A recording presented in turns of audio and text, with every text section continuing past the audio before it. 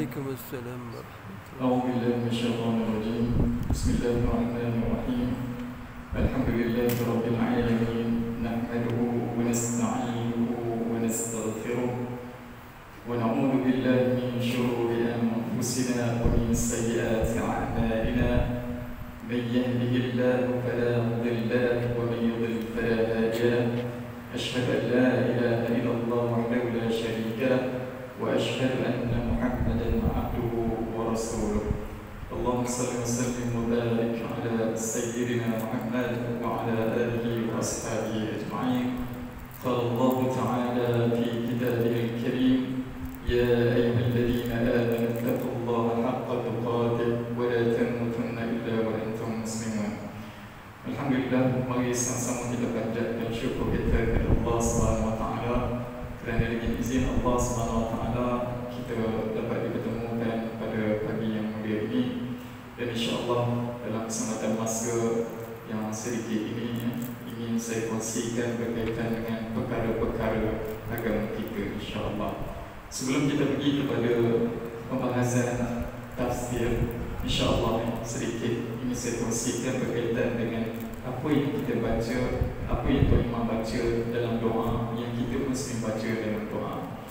Baik, antaranya ialah doa yang sering dibaca oleh imam, oleh kita sendiri. Sebenarnya ada satu doa tersebut merupakan doa yang telah diajar oleh Nabi Muhammad SAW kepada sahabat Nabi, iaitu Muaz bin Jabal. Kenal Muaz bin Jabal? Kenal sahabat Nabi? Muaz bin Jabal ni dia dilahirkan 18 tahun sebelum Nabi Muhammad SAW hijrah ke Madinah.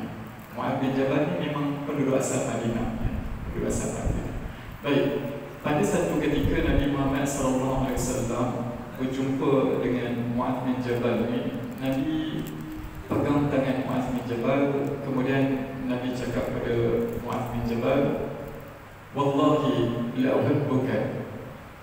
Demi Allah, aku mengasihimu. Kemudian Muaz bin Jabal balas pula. Muaz bin Jabal kata, "Ya, aku juga mengasihimu, wahai Rasulullah SAW." Kemudian Nabi ajarkan, Nabi kata, "Wahai Muaz bin Jabal, jangan tinggalkan doa ini setiap kali selepas solat." Doa apa? Doa yang kita aminkan tadi. Di antaranya ialah apa? Allahumma a'inni ala dzikrika wa syukrika wa husna ibadatik. Itu kalau seorang. Jadi Nabi Muhammad SAW ajarkan kepada Muaz bin Jabal dengan begitulah, Allahumma a'inni ala dzikrika wa syukrika wa husna ibadatik. Kemudian Tuan Imam pula baca doa dengan apa? Allahumma a'inna ala dzikrika wa syukrika wa husna ibadatik. Kenapa berbeza a'inni dengan a'inna? Itu adalah merupakan kaedah di dalam bahasa Arab, ya. Kalau a'inni itu bermaksud untuk saya seorang, ya. Maknanya, ya Allah, ya Tuhan kami, a'inni, tolonglah aku. A'inni bermaksud tolonglah aku, bantulah aku, ala dzikrika, ya, untuk apa? Untuk mengingatimu, wa syukrika, dan untuk bersyukur kepadamu, ya Allah, wa husna ibadatik, dan untuk sentiasa memperbaiki dan perhambaanku terhadapmu, ya Allah, ya Tuhan kami. Itu maksudnya. Kalau a'inna, dia maksud kami, ya. Dia ada na kat ujung tu, tapi bukan semua na. Dia ingat na semua aku, kami. Dia tu bunyi na je kami. Tidak, dia ada juga konteks dia. Contoh kalau Rabbana bermaksud Tuhan kami, Rabbana. Kalau Rabbi, Tuhanku, ya. Begitu, itu adalah merupakan kaedah bahasa Arab. Jadi dia ajarkan begitu. Dan dia ajar, jangan lupa doa yang seperti itu.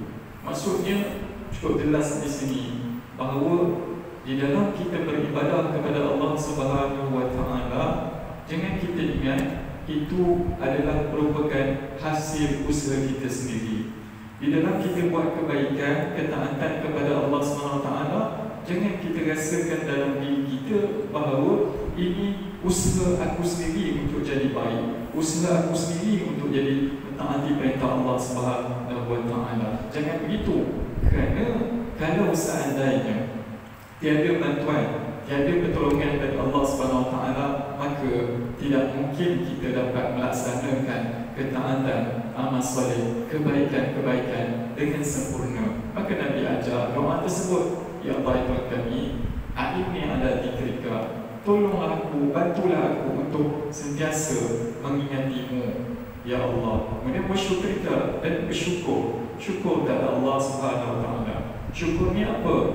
Syukur ini mudahnya, bahasa mudah ta'rif syukur ini ialah upaya untuk menggunakan segala nikmat Allah Subhanahu wa Ta'ala yang telah dikurniakan kepada kita sesuai dengan kehendak Allah, dengan tujuan untuk mendekatkan diri kepada Allah Subhanahu wa Ta'ala. Itu maksud syukur yang paling simple, yang paling ringkas. Iaitu apa? Kita gunakan segala nikmat itu sebagai contoh. Nikmat kenderaan, Allah Subhanahu wa Ta'ala beri kita kenderaan, maka kenderaan tersebut digunakan sesuai dengan kehendak Allah. Apa dia sesuai dengan kehendak Allah? Allah memerintahkan kita untuk solat. Kita pun setiap waktu datang solat masjid, datang surau. Itu kita gunakan nikmat itu sesuai dengan kehendak Allah Subhanahu wa Ta'ala. Allah bagi kita pakaian, kita ambil capai pakaian kita, pakai pakaiannya, kemudian kita solat. Maka itulah juga contohnya syukur kepada Allah Subhanahu wa Ta'ala, iaitu menggunakan segala nikmat yang telah dikurniakan oleh Allah Subhanahu wa Ta'ala sesuai dengan kehendak Allah, apa yang Allah hendak, dengan tujuan untuk mendekatkan diri kepada Allah. Jadi kalau seandainya nikmat kita gunakan bukan kerana untuk mendekatkan diri kepada Allah Subhanahu wa Ta'ala, maka itu belum lagi syukur yang sebenar-benarnya. Ya. Itu maksud syukur. Kemudian kita juga kena dalam doa tersebut kena doa supaya Allah sentiasa memberikan kita taufik, hidayah, petunjuk agar kita ini sentiasa memperbaiki amal ibadah kita, peribadatan kita terhadap Allah Subhanahu wa Ta'ala. Dan yang paling penting, apa yang kita laksanakan ialah kerana Allah Subhanahu wa Ta'ala, insya-Allah. Baik, kita teruskan kuliah tafsir kita, insya-Allah. Pada pagi ini kita nak sambung pembahasan kita berkaitan dengan surah Al-Mu'minun, dan ada sedikit lagi yang bulan lepas beberapa hari yang lalu kita tak sempat nak pergi kepada beberapa perkara berkaitan dengan khusyuk solat. Baik, khusyuk solat dia ada lagi cara. Itu saya dah beritahu dah bagaimana teknik cara kita nak khusyuk di dalam solat, yang saya kutip di dalam beberapa kitab. Untuk hari ini insya-Allah saya akan kongsikan berkaitan dengan hadis Nabi Muhammad SAW tentang khusyuk solat juga. Ada sebuah hadis Nabi Muhammad SAW, Nabi pernah bersabda, "Udkuril maut fi salatika." Ingatlah, Nabi kata, ingatlah kematian fi salatika. Artinya apa? Waktu engkau solat, engkau kena ingat bahawa engkau akan mati, engkau akan meninggal dunia. Fa inna ar-rajul idza dzakara al-maut, kata Nabi, sesungguhnya seseorang lelaki apabila dia mengingat kematian fi salatihi, di dalam solatnya, fahariyu an yuhsina salatan, maka sudah tentulah dia akan apa? Akan memperelokkan solatnya. Orang yang ingat nak tinggal, ingat kematian, bahawa satu hari nanti aku akan mati, tapi ke wallahualam, tak lagi ke, tak esok ke, tak lusa ke, maka itu adalah merupakan salah satu cara untuk khusyuk di dalam solat, iaitu apa? Mengingat kematian, ingat kematian. Kemudian wasalli salatan rajul la yazunnu annahu yusalli salatan kull amrin ya'tadir minhu. Kemudian solatlah, Nabi kata, solatlah seperti solat orang yang tidak menyangka bahawa dia masih berkesempatan untuk melakukan solat yang lain. Maknanya selain kematian tadi, dia lebih kurang macam tu lah juga maksudnya, maksud Nabi ni. Tapi yang ni lebih khusus. Lebih khusus bermaksud, bila kita solat, kita kena ingat bahawa kemungkinan kita tak berjumpa lagi solat yang selepas ini. Ya, kemungkinan itu ada. Ya. Maknanya kita solat subuh, kita kena rasa bahawa Wallahu'alam, aku masih lagi dapat solat subuh ataupun tak, Wallahu'alam, tak tahu. Ya. Itu adalah urusan Allah Subhanahu wa ta'ala. Kemudian Nabi kata lagi, yang tadi itu saya baca, hati-hatilah dengan perkara yang kelak kamu terpaksa meminta uzur, yakni kerana tidak mampu memenuhinya. Maknanya Nabi ingat kepada kita ni kena sentiasa ulun beribadah, terutamanya solat, kena khusyuk. Sebabnya kita tak tahu suatu hari nanti kita masih dapat solat ataupun tidak, dan kita pun tak tahu tentang satu hari nanti kita terpaksa uzur solat. Kerana apa? Kerana kesihatan tidak mengizinkan dan sebagainya. Itu adalah hadis Nabi Muhammad sallallahu alaihi wasallam berkaitan dengan khusyuk di dalam solat. Kemudian nak khusyuk di dalam solat ini lagi, kita kena tahu, faham bacaan apa yang kita baca di dalam solat. Ya. Kenalah pelajari sedikit demi sedikit apa yang kita baca, baru kita dapat menghayati dengan sebenar-benarnya solat kita. Ya. Baca Fatihah tu, kena tahulah dari Alhamdulillahirabbil alamin sampailah seterusnya. Sebab banyak makna-makna yang tersembunyi di situ yang dapat mendidik hati kita untuk lebih ikhlas, untuk bersungguh-sungguh mentaati perintah Allah Subhanahu wa ta'ala. Sebagai contoh ayat yang pertama, Alhamdulillahirabbil alamin. Ya. Kalau mazhab kita ataupun qiraat kita, itu yang kedua lah, alhamdulillah. Bismillah yang pertama, Bismillahirrahmanirrahim. Ya. Alhamdulillahirabbil alamin itu ayat yang kedua. Namun ada juga kebanyakan ulama yang mengatakan Alhamdulillahirabbil alamin itu ayat yang pertama. Ya. Yang mana pun tak boleh ikut tuan. Baik, ayat Alhamdulillahirabbil alamin bermaksud segala puji bagi Allah Tuhan sekalian. Apabila kita baca ayat ini, kita kena rasakan bahawa puji-pujian hanyalah milik Allah Subhanahu wa ta'ala. Kalau seandainya ada terdetik di dalam hati kita untuk mendapatkan pujian manusia terhadap apa yang kita lakukan, bila kita solat ke, kita buat apa juga kebaikan, saat tadi kita rasa nak pujian manusia, maka ingatlah ayat ini. Ingat ayat ini. Ayat ini bermaksud segala puji bagi Allah Tuhan sekalian. Maknanya kita tidak layak minta dipuji.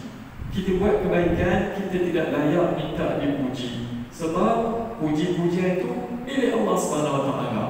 Maka ayat tersebut kalau dihayati betul-betul dalam hati kita, maka tidak akan ada lagi kita nak pujian manusia. Oh, ini nak dipuji, ini nak dipuji, ini nak dipuji. Sebenarnya apa? Kita minta kita itu dipuji atas kebaikan yang kita buat itu adalah merupakan sifat yang mazmumah. Sifat mazmumah ini bermaksud sifat yang tercela. Tuan-tuan, hati kita ini dalam membersihkan hati kita ini, dia ada 3 perkara ataupun 3 cabang dalam ilmu tasawuf. Yang pertama, dalam istilah ilmu tasawuf disebut takhalli. Satu bermaksud apa? Takhalli itu bermaksud mengosongkan jiwa kita. Mengosongkan juga apa? Seorang manusia ini mesti takhalli, mengosongkan jiwa kita. Maksud takhalli itu kosongkan, mengosongkan jiwa kita daripada segala sifat-sifat kecelaan, segala sifat-sifat mazmumah kita buang dari hati kita. Itu takhalli. Cukup ke kita buang sifat-sifat yang mazmumah itu dalam diri kita untuk kita menuju Allah SWT? Artinya seseorang itu dia hanya buang, kosongkan diri dia daripada sifat yang tak baik. Namun seorang itu dia solatnya tidak, puasanya tidak, tak pernah sedekah pun, tak pernah baca Quran pun, tak pernah berzikir pun. Cukup ke? Tak cukup. Makanya ulama tasawuf mengatakan perlu ada yang kedua. Setelah kita kosongkan diri kita takhali, kosongkan diri kita daripada segala perkara yang buruk-buruk, kejahatan, sifat-sifat keji, kita kena tahalli. Yang tadi guna huruf kha, yang kedua ni guna tahalli, huruf ha. Apa dia tahalli? Tahalli itu bermaksud menghiasi. Lepas kita kosongkan jiwa kita dari sifat yang tercela itu, kita kena hias jiwa kita dengan sifat apa? Mahmudah. Mahmudah itu ialah sifat yang terpuji. Kita hiasi diri kita dengan segala sifat yang terpuji. Apa ni sifat yang terpuji? Sudah tentulah sifat yang terpuji itu kita hias jiwa kita dengan yang pertama ialah ibadah zahir. Ibadah zahir itu solat kita, puasa kita, zakat kita, dan yang kedua kita hiasi diri kita dengan ibadah batin. Apa dia ibadah batin itu? Kita hias dia dengan apa? Sifat syukur, sifat qanaah, sifat zuhud, sifat-sifat terpuji yang lain kita masukkan. Bulan cukup. Maka kalau tadi contohnya dia hanya mengosongkan diri dia daripada sifat yang tercela, tapi tak hias, tak jadi. Dia tak kata ke orang, dia tak pernah hasad dengki ke orang, tak pernah ambil tahu hak orang semua, tapi dalam masa yang sama solat tidak, puasa tidak, zakat tidak, apa tidak, tak jadi. Dia kena dulu. Ya, kena dulu. Dia kena kosongkan, lepas tu kena masukkan hiasi dengan perkara yang baik-baik. Bila dah ada dua perkara tersebut, apa akan jadi pada seseorang? Maka insya-Allah kita doa kepada Allah SWT, Allah akan bagi perkara yang ketiga, iaitu yang disebut tajalli. Tajalli itu apa? Tajalli itu adalah urusan Allah SWT dibagi pada kita apa? Ketenangan. Allah bagi pada kita ketenangan. Jiwa kita itu jiwa yang tenang. Allah bagi kita apa lagi? Nur, cahaya keimanan, yang dengan cahaya keimanan tersebut kita rasa seronok sangat beribadah kepada Allah SWT. Tajalli juga ialah apa? Kemanisan. Kita dapat sifat yang Allah bagi tajalli pada kita itu, kita rasa kemanisan dalam beriman. Kita rasa seronok sangat-sangat beribadah kepada Allah SWT. Sangat seronok. Tunggu waktu zuhur dah habis, nak tunggu seronok sangat-sangat nak tunggu waktu asar nanti. Habis asar seronok nak tunggu masuknya waktu nak solat nanti, solat maghrib pula. Itulah apa? Kemanisan iman dalam beribadah kepada Allah SWT. Bila bersedekah, masuk ke dalam tabung, seronok. Bila masuk, nanti bila pula nak pergi bank ambil duit, nak masuk lagi dalam tabung masjid, nak sedekah lagi, dan jumpa orang nak sedekah lagi. Dah habis dah, pergi bank lagi, seronok nak pergi bank lagi, nak ambil duit lagi, nak sedekah lagi. Itulah orang yang ada kemanisan iman yang Allah bagi kepada dia. Tajalli itu tadi, ya. Baik, tapi syaratnya mesti dua tadi terpenuhi, takhalli dan tahalli. Dia kosongkan jiwa dia dari sifat terkeji dan dia menghiasi diri dia dengan sifat mahmudah. Kemudian apa akan jadi tuan-tuan? Bila begitu, dah dapat terjadi kepada Allah SWT, maka jiwa yang sebeginilah yang dimaksudkan di dalam sebuah surah. Allah SWT berfirman, yang sering kita baca, yang sering kita dengar, Puan Imam pun sering baca, A'udzubillahi minasyaitanir rajim, ya ayyatuhan nafsul mutmainnah. Wahai, Allah kata apa? Menggunakan kalimah wahai. Wahai jiwa yang tenang. Ya ayyatuhan nafsul mutmainnah. Allah kata, wahai jiwa yang tenang, ya. Yang tenang itu apa?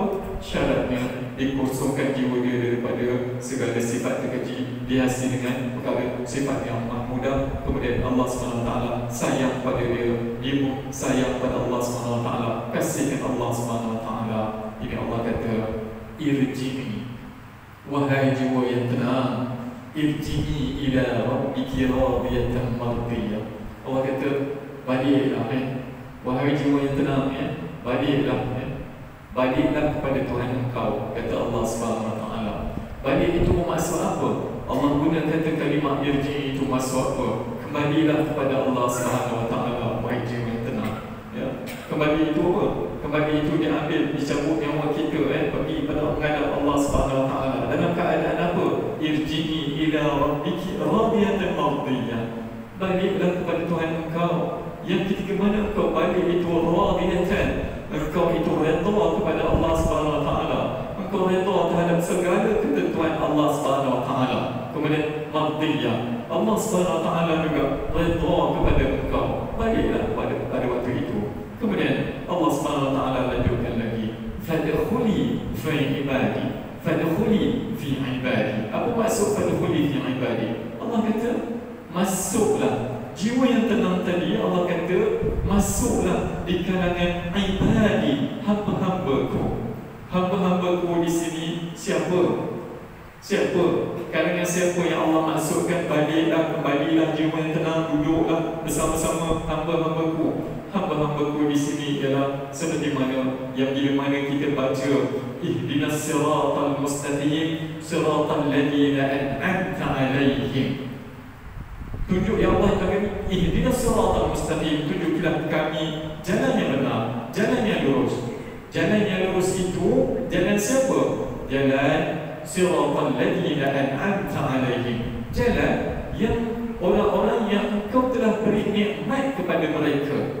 Sebab bila terjemah siratal ladzina an'amta 'alaihim itu, ulama menjelaskan ialah siapa? Ulama menjelaskan yang dimasukkan dengan jalan orang-orang yang engkau telah beri nikmat itu ialah jalan minan nabiyyin. Dan kalangan siapa? Jalan para nabi, was-siddiqin, dan orang-orang yang benar ataupun orang-orang yang membenarkan kerasulan Nabi Muhammad sallallahu alaihi wasallam, sahabat-sahabat Nabi Muhammad sallallahu alaihi wasallam, wasyuhada, dan orang yang syahid di jalan Allah Subhanahu wa taala sebagaimana Sayyidina Hanzalah dalam peperangan Uhud.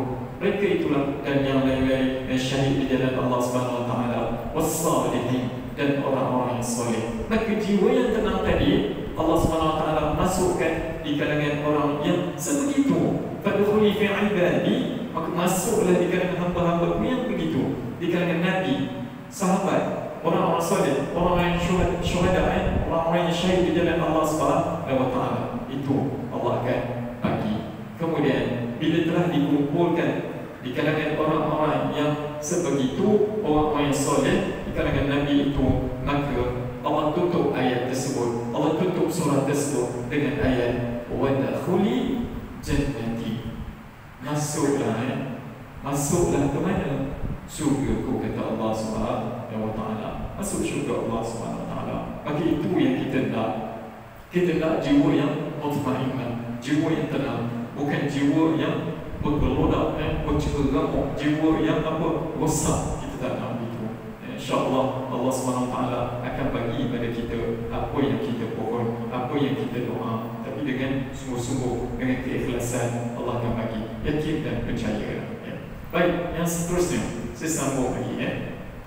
Allah SWT berfirman, tadi kita bicarakan berkaitan dengan khusyuk di dalam solat. Maka ayat yang seterusnya, surah Al-Mu'minun, Allah SWT berfirman, وَالَّذِينَ هُمْ عَنِ اللَّغْوِ مُعْرِضُونَ. Sifat orang-orang yang berjaya itu lagi, selain dia khusyuk di dalam solat, yang seterusnya dia mesti apa? Dalam ayat ini disebut, dan orang-orang yang menjauhkan dia dari perbuatan dan perkataan yang sia-sia. Maknanya di sini yang dikatakan al-lagh itu maksudnya bahasa kita kan sering sebut lagh. Ya? Lagh itu anil-lagh mu'ridun, maknanya kita berpaling daripada perkara yang lagh. Perkara yang lagh itu ialah perkara yang sia-sia. Malah perkara yang sia-sia itu, kadang-kadang itu perkara yang sia-sia itu boleh mendatangkan dosa. bukan mendatangkan pahala, mendatangkan dosa. Yang ini orang yang beriman kena hindar diri dia kalau nak berjaya betul-betul di dunia, di akhirat kelak, berjaya yang hakiki, tambah-tambahlah di akhirat kelak, dia kena jauhkan daripada perkara-perkara yang sia-sia. Banyak perkara-perkara yang sia-sia. Perbuatan, contohnya perbuatan yang sia-sia. Tambah-tambah sekarang zaman teknologi ya. Perbuatan itu melalui jari jemari dia menaik ya. Sesuatu perkara yang tidak berfaedah di dalam Facebook ke apa-apa ke menaik dengan jari jemari itu perbuatan sia-sia, yang sia-sia. Kalau di situ menaik makna hadis Nabi Muhammad SAW tentang perkara agama itu, alhamdulillah ya, itu yang kita tak. Tapi kalau di situ ditarik sesuatu perkara yang sisi yang tak bermanfaat, langsung cerita pasal cerita hantu, orang sumbat masuk dalam tu ya. Kemudian cerita tentang apa lagi, cerita tentang orang bercerai-berai lah, cerita tentang apa aib orang lah di dalam tu, cerita tentang aib keluarga sendiri pun cerita di dalam itu juga. Dia nak cerita juga, ada bergaduh dengan pasangan dia, masuk juga dalam Facebook. Itu tidak bermanfaat. Kerana apa? Kita buka aib itu telah ditutup oleh Allah SWT, tapi pada-pada kita buka. Kita nak bagi orang tahu. Itu tidak begitu kan? Tidak boleh begitu. Kemudian yang lain-lain besar pula ya. Posting ya, forward benda-benda yang tidak bermanfaat ya, melalui WhatsApp ataupun Telegram dan sebagainya, yang tidak bermanfaat, jangan. Sebab apa? Sebab sifat orang-orang yang berjaya, orang-orang yang beriman yang berjaya itu, yang kedua ini, selain dia khusyuk di dalam solat, dia lari, dia menjauhkan diri dia daripada perkara yang sia-sia. Nah, itu kena ingat dan kena yakin betul-betul kepada Allah SWT, insya-Allah. Baik, lagi ini bukan saja-saja, ini dikuatkan oleh hadis Nabi Muhammad SAW. Kita baca ayatnya, ayat Quran ya, surah Al-Mu'minun. Namun banyak hadis Nabi Muhammad SAW berkaitan dengan perkara tersebut, peringatan berkaitan dengan perkara tersebut. Di antaranya hadis yang ada di dalam hadis yang ke-12 ya, yang dimasukkan di dalam kitab Al-Ba'in An-Nawawi, hadis yang ke-12, kitab hadis 40 itu.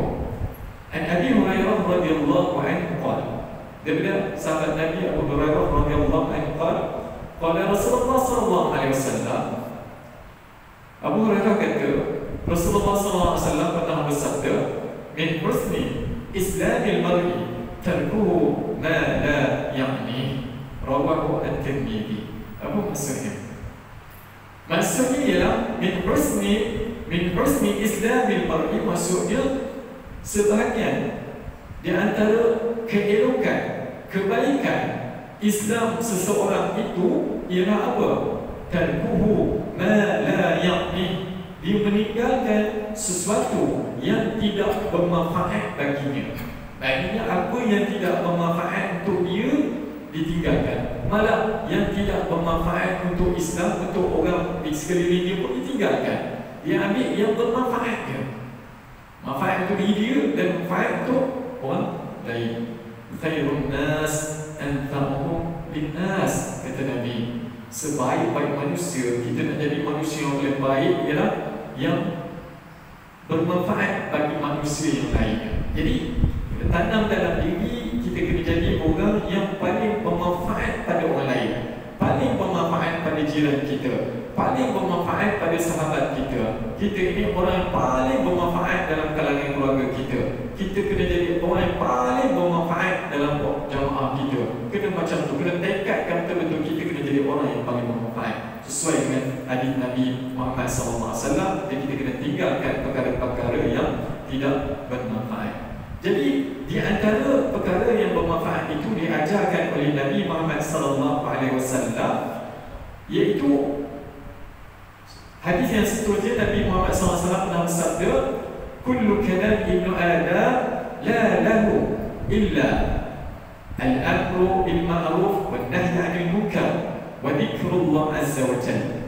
Ada beberapa perkara yang boleh kita buat untuk bermanfaat pada diri kita, iaitu apa? Diajarkan Nabi. Nabi kata, setiap kalam percakapan ibnu Adam, anak Adam itu la tidak bermanfaat baginya, tiada bermanfaat baginya, kecuali apa?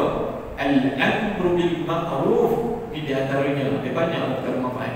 Iaitu yang pertama ialah dia menyuruh kepada perkara kebaikan. Menyuruh kepada perkara kebaikan itu, tengok satu posting hadis Nabi Muhammad sallallahu alaihi wasallam ke ataupun satu hadis ke, di forward dalam satu grup, dua grup, sampai banyak grup. Itulah al-amru bil ma'ruf, menyuruh kepada perkara kebaikan sebagai contoh. Dan lain-lain lagi adalah contoh-contoh yang lain. Sama ada secara bersemuka kita mengajar orang buat perkara kebaikan, itu adalah suatu perkara menghindarkan diri kita daripada perkara yang sia-sia, yang tidak bermanfaat. Kemudian yang seterusnya, tidak cukup di situ, wan nahyi 'anil munkar. Yang kedua ialah kita mencegah daripada perkara kemungkaran. Itu juga merupakan sifat orang mukmin yang dapat apa? Menghindarkan diri dia daripada perkara-perkara yang tidak bermanfaat. Cegah orang buat perkara mungkar. Kalau tengok orang buat perkara mungkar, dia cegah. Dia sanggup dengan tangan dia, mampu dengan tangan dia, cegah dengan tangan, tarik tangan, jangan buat. Ya? Kalau seandainya tak mampu dengan tangan, dengan mulut, tolong jangan, tak boleh, dosa ni. Allah marah ni buat dengan mulut dia. Kalau seandainya dengan tangan pun tak boleh, dengan mulut pun tak boleh, jangan diam tak kata apa, terus cabut lari dalam hati, sangat gembira dengan apa yang mereka buat. Oh, itu tidak betul.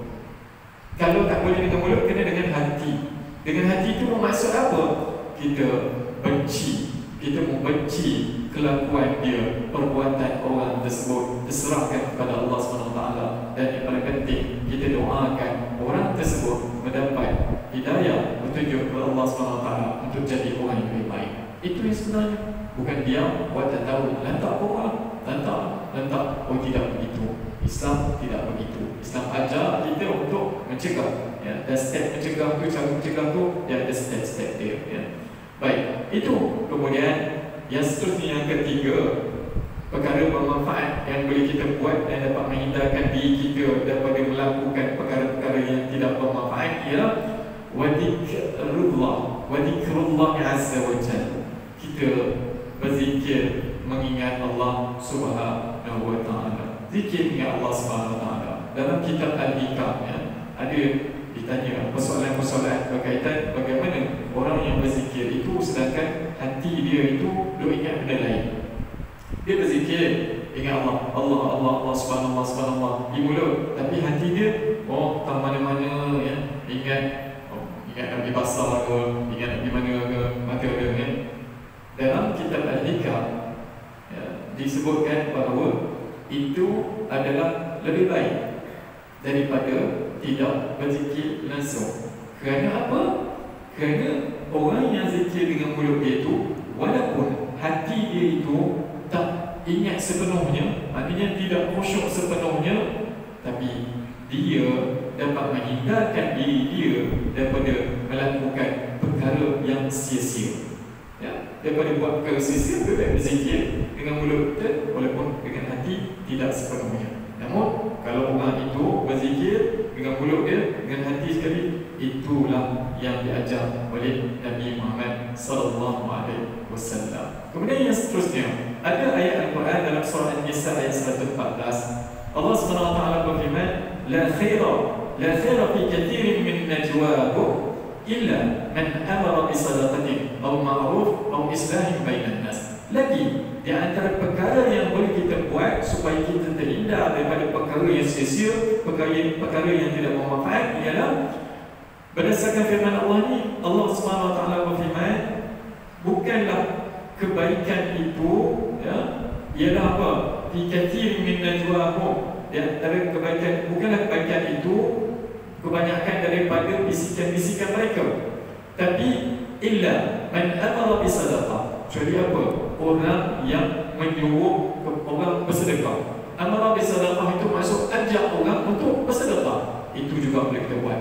Jom kita sumbang untuk ni, jom kita sumbang untuk ni. Dia contoh tak boleh nak bersedekah, dia tak ada harta yang banyak untuk bersedekah, tapi contoh dia dapat satu kalender dari pertubuhan mana, pertubuhan yatim mengambil kalender tu kan ada apa, nombor account bank dan sebagainya. Dia ambil kalender tu, ni snap ni, Nanti nak sedekah transfer ke akaun yatim, ke masjid ni, ke surau ni. Dia orang yang bina masjid, bina surau, itu adalah apa? Amal bisadaqah. Ajak orang untuk bersedekah. InsyaAllah kita akan dapat diri kita daripada perkara yang tak maaf kita macam tu. Au ma'ruf, dan ajak orang buat perkara kebaikan. Perkara ma'ruf itu maksud perkara kebajikan. Ajak orang buat perkara kebajikan seperti yang tadi. Au islahin bainan nas, ataupun dia mendamaikan orang yang bergaduh, orang yang sedang apa? Ya, orang sedang marah, kemudian hubungan yang tak elok, yang sama saudara dia. Maka kita kena jadi orang apa? Orang tengah itu bukanlah orang tengah yang batu api. Orang tengah yang batu api itu dia akan mengapi-apikan lagi. Orang tengah yang dimaksudkan di sini islah bainan nas, memperbaiki hubungan manusia. Dia menjadi ejen untuk baiki hubungan manusia. Makanya ulama mengatakan antara tipu, kata tipu sunat itu ialah tipu yang bolehlah ini tipu yang diharuskan itu ialah menipu untuk apa? Mendamaikan dua orang yang bergaduh. Ini jumpa orang ni, Haji, ini apa tadi jumpa sahabat tu, dia bikin salam. Dia pergi kat sahabat ni, tadi jumpa dia ni Pak Long tu dia bikin salam kat kau. Dia bikin salam. Padahal hidup pun, hidup pun, dia reka-reka berkata salam. Akhirnya mereka yang berdua bertekak bergaduh ni jumpa kat pekan, oh, Assalamualaikum warahmatullahi wabarakatuh. Dah berpeluh dah, bergaduh bertahun-tahun ni. Sebab apa? Sebab salam itu tadi. Maka orang ini jadi orang yang islah bainan nas, memperbaiki hubungan sama manusia. Inilah yang akan bermanfaat untuk kehidupan dia. Maka insya-Allah kita jadilah orang yang bermanfaat. Seperti mana hadis Nabi Muhammad SAW yang saya baca lepas, hubungkanlah silaturahim. Hubung silaturahim. InsyaAllah Allah SWT akan suka kita, ya. Saya ulang sekali lagi hadis tersebut, ya. Man ahabba, Nabi Muhammad SAW pernah bersabda, man ahabba ay yubsata lahu fi rizqi wa yus'alahu fi athari falyasir rahimah. Kata Nabi, sesiapa yang suka Allah SWT luaskan rezeki dia, Allah SWT luaskan rezeki dia, dia suka wa yus'alahu fi athari, dan dia suka orang akan ingat. Kata ada setengah ulama menyatakan orang akan ingat segala kebaikan yang dia buat. Ada kata ulama wa yus'alahu fi athari itu maksud dia suka Allah panjangkan umur dia. Dia suka Allah bagi rezeki ke dia banyak, dan dia suka Allah panjangkan umur dia. Maka kata Nabi, falyasir rahimah, maka hubungkanlah silaturahim. Jadi hubungkanlah silaturahim. Nombor hadisnya boleh tengok dalam kitab hadis Sahih Bukhari, nombor hadis 5986 berkaitan dengan perkara tersebut. Cek ya, 5986 ya, tengok Sahih Bukhari. Baik, sekadar itu konsep pada pagi ini. Semoga bermanfaat untuk diri saya sendiri dan khususnya dari kita semua. Saya mohon maaf salah dan silap dalam penyampaian saya. Bila taufiq wa hidayah. Wassalamualaikum warahmatullahi wabarakatuh.